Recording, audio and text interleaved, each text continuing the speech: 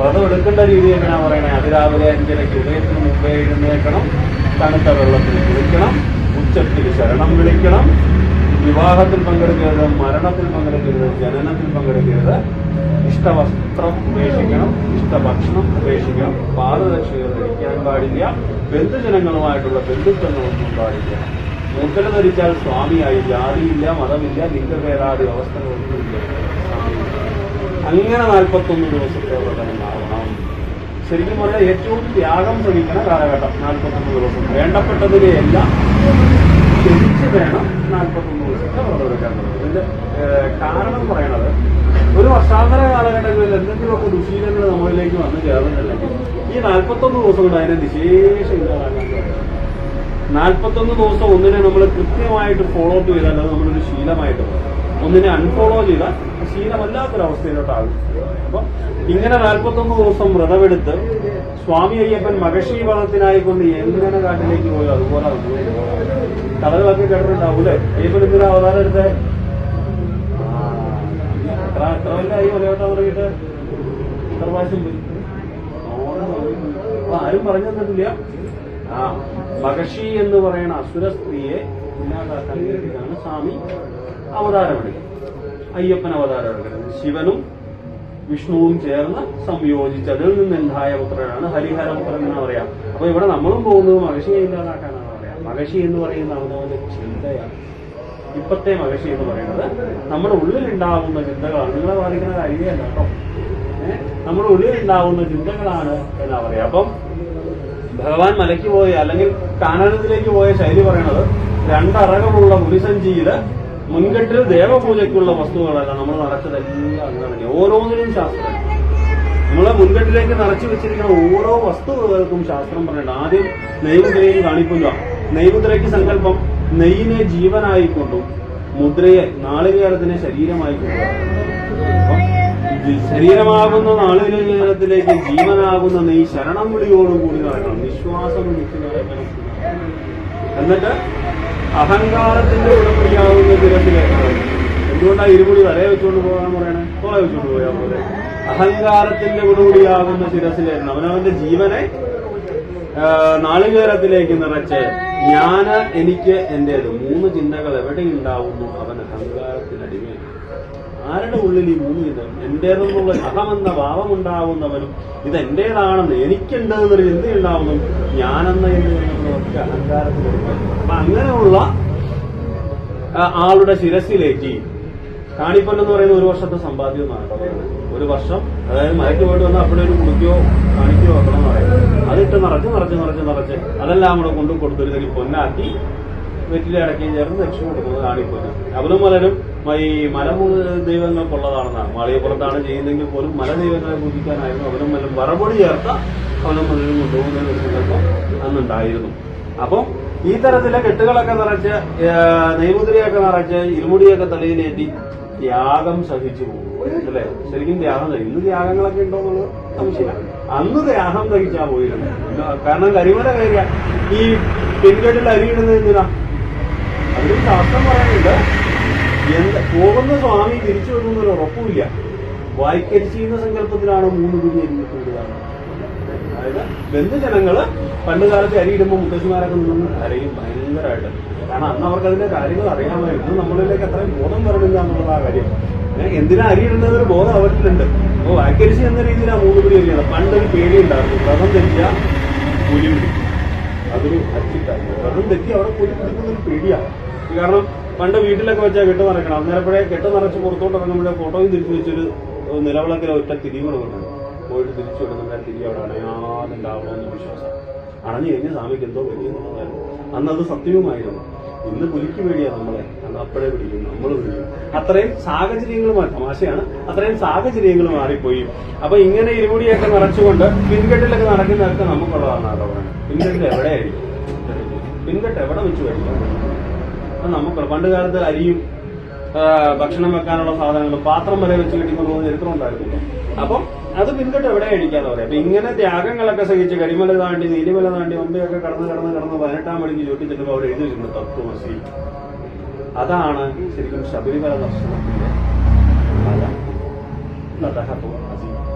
നീ എന്തിനെ തേടുന്നുവോ അത് നിന്റെ ഉള്ളിലുള്ളത് സ്വാമി തന്നെ വിചാരിക്കും. അയ്യനെ കാണാൻ എന്നെ കാണാൻ നീ ഇങ്ങോട്ട് പോരണ്ട, ഞാൻ നിന്റെ ഉള്ളിലുണ്ട്. അപ്പൊ പിന്നെ എന്തിനാ പോണേ?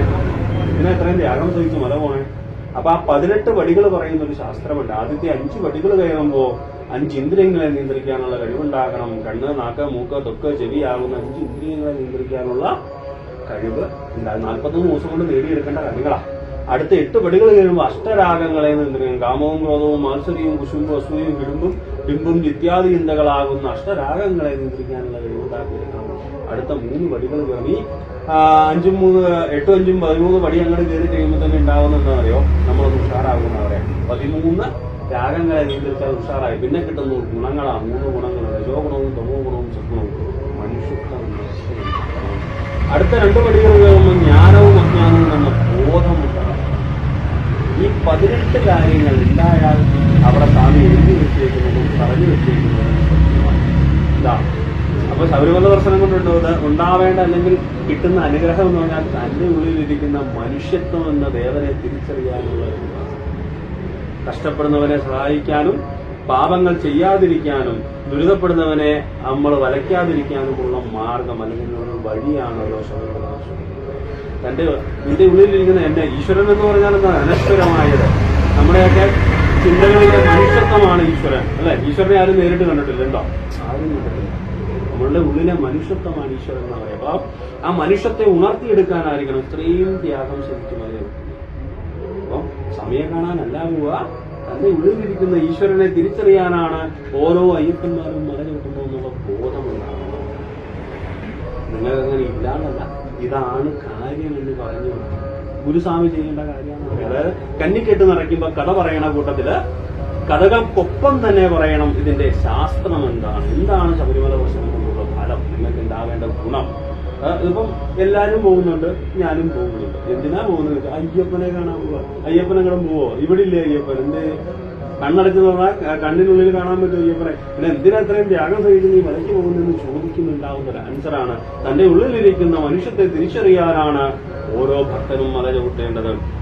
3 കാര്യങ്ങളാണ്: ഭയം, ഭക്തി, വിശ്വാസം. ഈ 3 കാര്യങ്ങൾക്ക് പ്രാധാന്യമുണ്ട്, എപ്പോഴും ഉണ്ടായിരുന്നു. ശ്രദ്ധിച്ചാൽ മതി.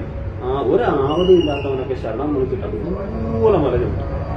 ആവതുള്ളവരൊക്കെ അതും പാടി പമ്മി കയറി പോകുന്ന അവിടെ ഭക്തി എന്നുള്ള ബലമുണ്ടെങ്കിൽ ആരോഗ്യം ആവശ്യമില്ല ശരീരത്തിനെന്ന് പറയും. ഭക്തി എന്നതിന്റെ നൈർമല്യം ഇല്ല എന്നുണ്ടെങ്കിൽ എത്ര ആരോഗ്യവാനും ഇഴഞ്ഞേ കയറും. ഇതാണ് മലയുടെ ഫലം പറയുന്നത്. ശബരിമലയുടെ പ്രത്യേകതയാണ്. അപ്പൊ എന്തുകൊണ്ടാണ് കാട്ടിപ്പോയിരിക്കുന്നത്? ഇവിടെ അങ്ങനെ ഇരുന്നാൽ പറയുന്നത് അല്ലെ? എന്തുകൊണ്ട് ഇങ്ങനെ ആയില്ല? അവിടെ ഇതൊക്കെ ചിന്തിക്കേണ്ട കാര്യങ്ങൾ. എന്തുകൊണ്ട് ഇങ്ങനെ ആയില്ല? ഇത്രയും സിറ്റികൾ വികസിച്ച് വന്നപ്പോ എന്തുകൊണ്ട് അവിടെ വികസിച്ചില്ല? ഇങ്ങനൊരു തീരുമാനമാക്കി വെച്ചിട്ടുണ്ട്. ഇത്രയും സഹിച്ചേ നീ വരാവൂ. അപ്പൊ നിന്റെ ഈ ഒരു കാലഘട്ടം കൊണ്ട് നീ ചെയ്ത പാപങ്ങളൊക്കെയും കഴുകിക്കളഞ്ഞു വരണം. അപ്പൊ ഇത്രയൊക്കെ ത്യാഗം സഹിച്ച് ഈ 18 രാഗങ്ങളെയൊക്കെ നിയന്ത്രിച്ച് മുകളിൽ കയറി ചെന്ന് നാളികേരം ഉടച്ച് സ്വാമിയിലേക്ക് നെയ്യ് അഭിഷേകം ചെയ്യുമ്പോ നെയ്യ് അഭിഷേകം കണ്ടിട്ടുണ്ടാവുമല്ലോ അല്ലെ? കോൺസെൻട്രേറ്റ് ചെയ്ത് കണ്ടിട്ടുണ്ടോ? ശ്രദ്ധയോടുകൂടി നെയ്യ് അഭിഷേകം കണ്ടിട്ടുണ്ടോ? അത് അവിടെയാണ് പ്രത്യേക ശരീരം കൊണ്ടിരിക്കുന്നത്. കാരണം എന്താ പറയുക, അത് കാണണമെന്നാ പറയാ. കൊണ്ടുപോകുന്ന നെയ്യ് ഭഗവാന്റെ ശിരസിലേക്ക് ഒഴിക്കുമ്പോൾ അത് ശരിക്കും ശിരസിൽ നിന്ന് കിരീടത്തിൽ നിന്ന് നേരെ മുഖത്തിലേക്ക് എത്തും, മുഖത്തിൽ നിന്ന് കഴുത്തിലെത്തും, കഴുത്തിൽ നിന്ന് നെഞ്ചിലെത്തും, നെഞ്ചിൽ നിന്ന് ഉദരത്തിലെത്തും, ഉദരത്തിൽ നിന്ന് പാദത്തിലേക്ക് എത്തുമ്പോൾ നമ്മൾ ഈ സഹിച്ചുപോയ ത്യാഗങ്ങളൊക്കെ മാറ്റിക്കൊണ്ടുണ്ടാവുന്നത്. ഭക്തി നൈർമല്യമാണ് ഈ 2 തുള്ളി കൊണ്ടുവരെങ്കിലും വരുന്നത്. കാരണം അത്രയും ത്യാഗം സഹിക്കാൻ വരുന്നില്ല. ഇത് കാണുന്നതോടുകൂടി ഭാവമുക്തി അവിടെ ഉണ്ടായി. പിന്നെ ജീവൻ പോയ നാളികേരം, ശിവൻ പോയാൽ ശവമായി എന്നാ പറയാം. അപ്പം ജീവനാകുന്ന നെയ്യ് സ്വാമിയിലേക്ക് ലയിച്ചു കഴിഞ്ഞാൽ പിന്നെ നാളികേരം ജഡമായി. അത് നേരെ മഹാ ആഴിയിലേക്ക് ഭയങ്കരമായിട്ടുള്ള തത്വങ്ങളാണ് പറഞ്ഞിരിക്കുന്നത്. മഹാ ആഴിയിലേക്ക് ഹോമിച്ചു കഴിഞ്ഞാൽ പൂർണ്ണ മുക്തിയായി എന്ന് പറയും. തമാശയ്ക്ക് പറയണ്ട, 1 വർഷത്തേക്ക് പാപം ചെയ്യാനുള്ള ലൈസൻസ് മേടിക്കാനാ വേണ്ടത്. കാരണം ഇതൊക്കെ തീർത്തല്ലോ, തിരിച്ചു വന്ന് ഒന്നേന്ന് തുടങ്ങാം, അടുത്ത കൊല്ലം പിന്നെ. അപ്പൊ തമാശയാണ് എങ്കിലും ശരി, ഇതായിരിക്കണം മലദർശനത്തിന്റെ ഫലവും രീതികളും. അപ്പം ആ കാരണം ഇവിടെ വന്നപ്പോ കണ്ടേക്കണം പകുതി തിരിച്ചു കൊണ്ടുപോയി നാളികേരത്തിന്റെ പകുതി. അങ്ങനെ ചില ശീലങ്ങളൊക്കെ കാണാറുണ്ട്. നെയ്മുദ്രയുടെ പകുതി ഇങ്ങനെ കൊണ്ടുപോയി ഇവിടെ കൊണ്ടുവന്ന് കൊത്തി കഴിഞ്ഞ് നാട്ടുകാർക്ക് ഇഷ്ടപ്പെടുന്നു. എന്റെ ഭാഗം നെയ്യും കൂടെ തിന്നടാ, അതിനൊക്കെ കഴിക്കുന്നത് മോശാ. ആഴിയിൽ ഹോമിക്കേണ്ടത് ആഴിയിൽ ഹോമിച്ച് തന്നെ തീർക്കണം. പണ്ട് മുതലേ ആചാര്യന്മാര് പറഞ്ഞേക്കുന്ന വിധിയതാണ്. ഇതാകുമ്പോ ഈ നെയ്യ്ക്കത് കുടിച്ച് ഇതിനൊരു ടേസ്റ്റ് ഉണ്ടല്ലോ, അതുകൊണ്ട് അതിന് തിരിച്ചു പകുതി അവിടെ കളയും. പകുതി സ്വാമി പിടിച്ചു, പകുതി പാവം ഞാൻ അവിടെ തീർത്തു, ബാക്കി ഇങ്ങനെ പോയിട്ട് ചേട്ടാമാണ് ബോധം ഉണ്ടാവണം. ഓരോ സ്വാമിയും ജഡമാണത്. ചൈതന്യമാകുന്ന നെയ്യ് സ്വാമിയിൽ ലയിച്ചു കഴിഞ്ഞാൽ പിന്നെ ജഡമായി, ശരീരമായി. അത് ജീവനില്ലാത്ത ശരീരം ആഴിയിൽ കൊണ്ടിരിക്കണം. വെറുതെ എന്തിനാണ് അവിടെ ആഴി കൂട്ടിയിട്ടേക്കുന്നത്? ഈ നാളുകാരെന്താ പിന്നെ ഇവർക്കെടുത്തത് കൈകാര്യം ചെയ്താൽ പറ്റും. ഓരോ ശാസ്ത്രവും രീതിയോടുകൂടെ പറഞ്ഞിട്ടുള്ളതാണ്. അപ്പൊ ഈ ഒരു ചിന്തയോടുകൂടി വേണം സ്വാമിമാരും അതൊക്കെ വിട്ടാൻ. അങ്ങനെ പോയത് കണ്ടു നോക്കിയിട്ട് ഒരു തിരക്കും വാടക, അവിടുത്തെ ഒരു തിരക്കും നമുക്ക് വാടകയാണ്.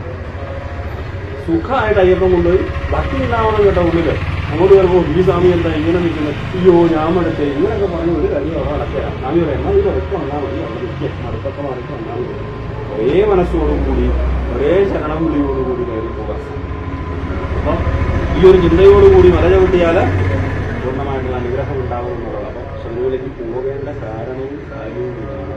തന്നിൽ നിൽക്കുന്ന ദുശ്ചിന്തകളെയൊക്കെ ഇല്ലാതെ, മഹർഷിയാകുന്ന ദുശ്ചിന്തകളെയൊക്കെ ഇല്ലാതാക്കി തന്റെ ഉള്ളിലിരിക്കുന്ന ഈശ്വര ചൈതന്യത്തെ തെളിച്ചെടുക്കാനാവണം ഓരോ ഈ ഒരു ചിന്തയോടുകൂടി മല ചവിട്ടുക, സ്വാമിയെ കണ്ടുതൊഴുക, നെയ്യഭിഷേകം കണ്ടുതൊഴുക, പൂർണ്ണ അനുഗ്രഹവും